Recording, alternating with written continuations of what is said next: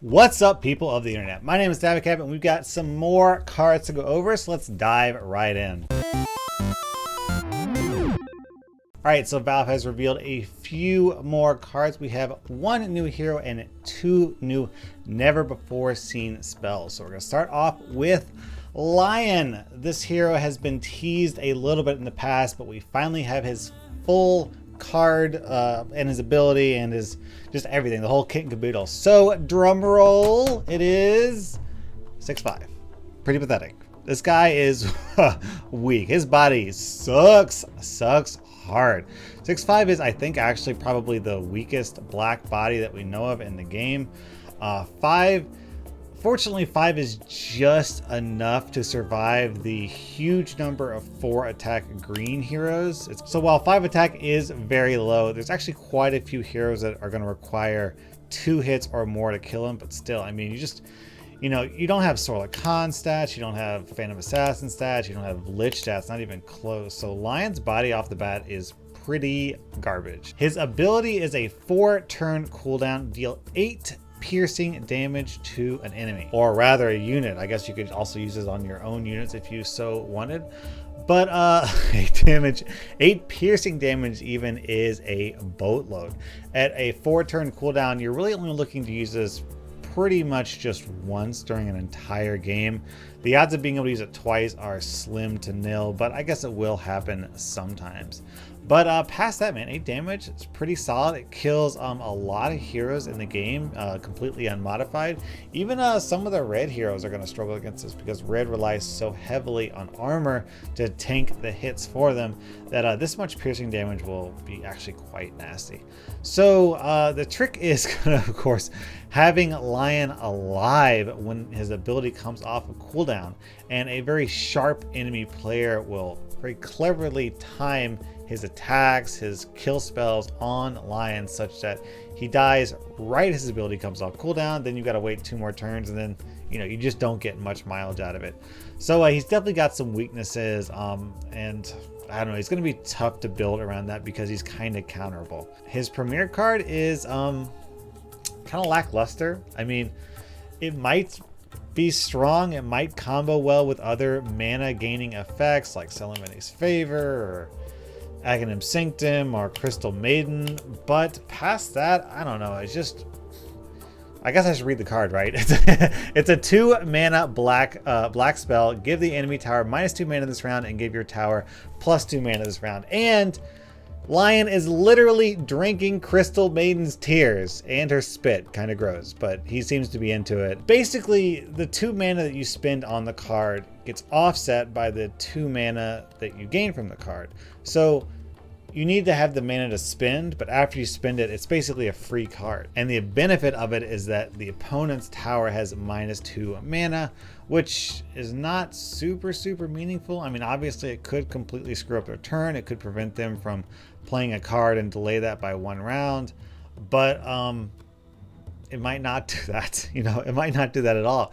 It might be the case that they're like, oh, okay, well, I can't play my 7 mana card, I'll just play my 5 mana card, no big deal. It might be the case that they weren't planning on playing any expensive cards anyways. Like, they had 5 mana and they were only planning on playing a 2 mana card so that you don't have any effect on them whatsoever. It might be the case that you don't have initiative, so when you want to play this card, they have initiative, and then they spend all their mana on a huge thing, and then your turn, and it doesn't matter that you can drain their mana. So honestly, it's going to be kind of hard to get value out of this card because it kind of seems like the most you're going to get out of it is just delay 1 big card for 1 turn.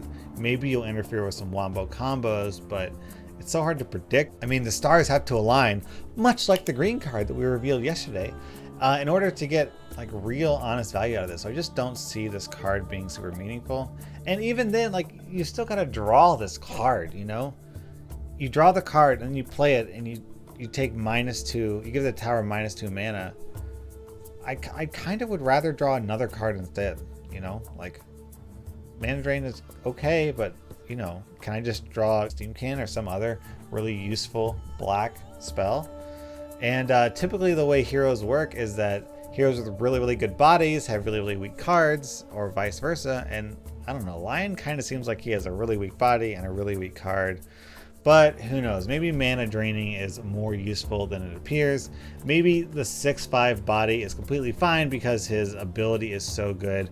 We'll kind of have to wait and see, though from what I've heard, sort of whispers around the campfire, Lion is not very popular in the current closed beta.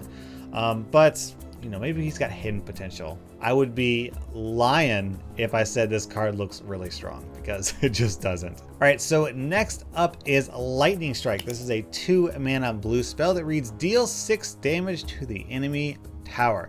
This is the little baby version of Bolt of Damocles, and currently I think that these 2 spells are the only known direct damage spells in the game. Black has some direct damage with improvements. Red basically doesn't have any direct damage, and green basically doesn't have any direct damage. Green has to kill towers with basically units, and red kills towers basically with heroes. So blue can do it with spells, and this is neat. It's a cool effect. It's awesome that at least one of the colors has some sort of direct burn. The issue I have with this card is I kind of feel like it's too cheap to be very meaningful, because there's this concept in card games of waiting until you have your win condition in order to use it. So like, for example, let's suppose that the opponent has 10 health. The last tower has 10 health, and they think to themselves, I've got 10 health. Can I survive another turn? It looks like I can. So instead of spending my 7 mana on Roseleaf Rejuvenator, which would heal my tower up to 17, I'm instead going to play Steam Cannon so I can hopefully invest in this lane and win the next turn. But unbeknownst to that enemy player, you're holding 2 lightning bolts in your hand. So if he casts all his mana on not Roseleaf Rejuvenator, then you can play your 2 cards and destroy his tower instantly. But this only works if you can play your win condition without the opponent knowing it's happening. So for that reason, even though people might draw their burn spells, they don't play them instantly. They want to wait until their win condition occurs, because then they can surprise the opponent and disrupt them and sort of catch them unaware. So having a 2 mana burn spell, I'm not sure how useful it would be, because I feel like a lot of the times people would actually want to hold on to it to the late game. And if you're going to hold on to a burn spell to the late game, then why not just hold on to a burn spell that's like big and powerful, like Bolt of Damocles? You know what I mean? Why hold on to Lightning Strike from your initial 3 mana up until 10 mana when you could just cast Bolt of Damocles for 10 mana? You know what I mean? Also, it really only does one thing, so it's not like you can use it on the tower, or if you really need that extra 6 damage, you could use it on a unit. It just has one purpose. So my concern with this card is that, you know, you get it turn 1, you use it instantly on a lane, you zap the tower for 6, and then the opponent's like, oh, okay, so this is the tower they're focusing on, I'll just use a healing card and heal up. That damage won't matter. Or okay, now I know which lane to defend on, because he's clearly tipped his hand and I know he's going to defend in this lane, so I'll put heroes and units there and defend, making this card useless. So just I kind of wish it was a little bit more expensive. I guess at some point in the future, inevitably they are going to have, you know, 5 mana, 6 mana, 7 mana burn cards. So it's kind of nice that they have a cheap option. It's just throwing out burn spells really quickly can kind of bite you in the ass. So I'm not sure how useful this cheap burn spell will be, but you know, 6 damage isn't too bad. It's not too shabby. So we'll have to see it in action. All right, next up is Rend Armour, a 3 mana red spell that reads, modify a unit with -X armor where X is its armor. So basically it sets a unit's armor to 0. This is a permanent effect, so it can really screw up red heroes like Mazzy or Bristleback or Axe that rely quite heavily on that massive armor. Also, if the meta really favors strong armor pieces, like for example, Vesture of the Tyrant, then this card can sort of level the playing field. I could see this being in some red decks. Also, if red decks just in general get really, really popular, then this value increases, because obviously red has more armor than any other color. Also, this card is used in a crazy combo that I will do my best to explain. It's a little bit complicated. So what Rend Armour does is it sets a unit's armor to 0, okay? Then we have Double Edge. What Double Edge does is it gives you -8 armor until the end of the turn. Okay, so you go from your normal armor to your -8 armor. Then when it's over, you get your 8 armor back. When the turn's over, you get your 8 armor back. So during this turn, goes down to -8 armor. Then to the end of the turn, you go back up 8 armors. Now, the way this combo works, apparently, is let's suppose that you have a red hero with 0 armor. So you're sitting at 0 armor. You play double edge on that red hero. The armor goes down to -8. Okay, now remember, this is going to snap up 8 at the end of the turn. Then you cast Rend Armour on this unit. This basically sets the unit's armor back to 0.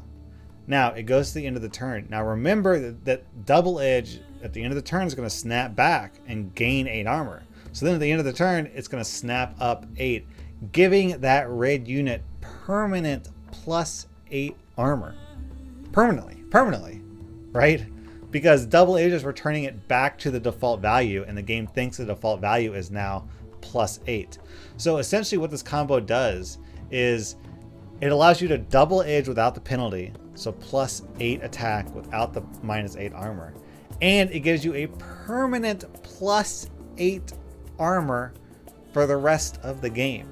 So that's really, really brutal. Of course, the weakness of this combo is that after you cast double edge, but before you cast Rend Armour, there is a moment in between where the opponent can cast a spell where something just as trivial as like Strafing Run will completely destroy your hero, because the -8 armor is going to make you so vulnerable. So it's not like the most foolproof combo in the game, but it's potentially pretty strong. It can make your red hero damn near unkillable. Plus, getting +8 attack with no penalty is awesome. It is phenomenal. So I can actually see this being used in red decks that run Centaur Warrunner. It's too cool not to try. I'm really looking forward to trying this out. So what do you think about this combo? Is this broken? Is it perfectly balanced because it's counterable in between the 2 cards? Also, what do you think of Lion and Lightning Bolt? I'd love to hear your thoughts. Let me know down in the comments what you think about these cards. Thank you so much for watching. Dabacab out.